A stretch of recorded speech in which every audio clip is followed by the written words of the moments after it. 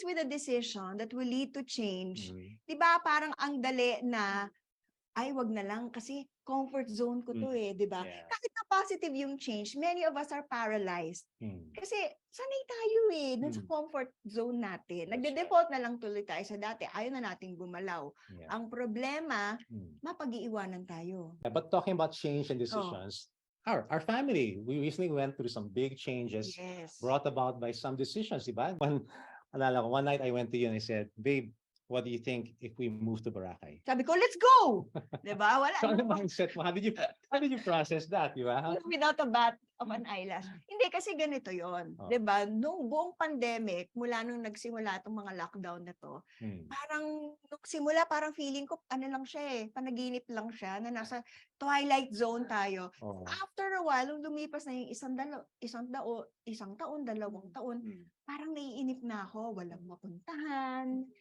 Yung mga anak natin, lagi na lang nasa bahay, hindi natin madala out of town. Mm. Yung teenager namin, nagkakaroon na ng social anxiety. Mm. Bilang isang magulang, parang nakakalungkot makita yun eh, sa mga anak natin eh. Tapos tayo din, parang nagiging anxious tayo. Ako mismo, ayoko na magpunta sa mga ospital, Mm. 'di ba? Kasi baka mamaya meron akong makakasabay sa elevator na may COVID, nakakatakot. Yeah.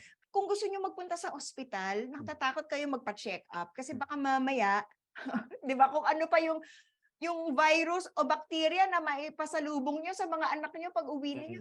So, my mindset was, kung meron man tayong sakripisyo na kailangan gawin in order to relocate to a place that will allow us more freedom, that can move about with less fear, that we can experience more of nature, then let's go for it. Kaya yun, sinabi ko nung tinanong niya sa akin kung pupunta tayo ng Boracay, sabi ko, let's go, di ba? I mean, may mga hesitation kasi may mga preparation na kailangan, pero if I look forward to the future that is ahead of me, parang it leaves me even more excited. Yung parang basta I've had enough of status quo, and I know what my kids need, therefore, let's go. Go, make that change.